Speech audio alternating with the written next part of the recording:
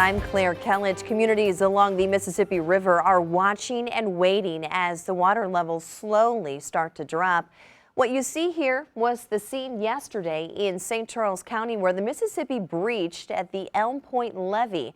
Well, now there's concern rain this week could push those levels back up, threatening other levees. We went back to St. Charles County today to check on the situation there. Plus, we are in Winfield, where there was a call for more volunteer sandbaggers today. Our Russell Kinsall joins us live this afternoon in Winfield with an update, Russell, on both communities.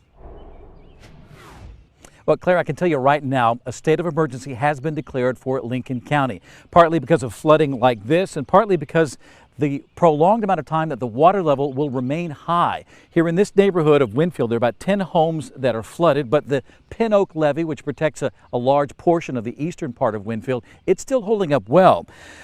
In St. Charles, the Elm Point Levee wasn't so lucky, and whenever it breached yesterday, it threatened a large RV and boat storage lot. Floodwater from Mississippi River now covers most of the on-wheel storage lot south of 370 along Elm Point Road. Owners were notified Monday morning, and all day they were scrambling to move their expensive possessions. Over 600 boats, RVs, and campers were parked here, and most were moved out, but not all. In the back part of the lot, the water's 2 feet deep, and some RVs and cars will be damaged. The water is expected to continue to rise in that area through the week because of that breach in the levee, and is expected to probably flood a nearby intersection by Friday. Owners we spoke with were glad they got an early notice and were able to get there in time. I wasn't swimming out there to get it out of the water. But I know, I'm sure our insurance wouldn't cover the water damage, so I'm just glad we were home. If it hadn't been moved, it would have been a mess.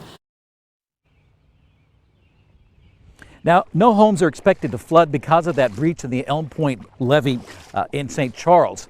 Here, the Pin Oak Levee is really holding up. It's the big major levee that protects a big part of the eastern part of the city, and the water is nowhere near topping it here in town, so that's good. But even though the water level is going down, nerves are really on edge, and that's because they're so concerned about how long that water will be putting pressure on the levee. We're going to hear more about that coming up all new on News 4 at 5. Live in Winfield, Russell Kinsall, News 4. Russell, see again in an hour. Authorities in Jersey County and Calhoun County, Illinois, are also worried about a levee potentially giving way. We made a map here to show you where exactly this problem spot is. I'll walk you through it. This is just south of Hardin. It's right here at the Nutwood Levee, where volunteers have been out sandbagging today.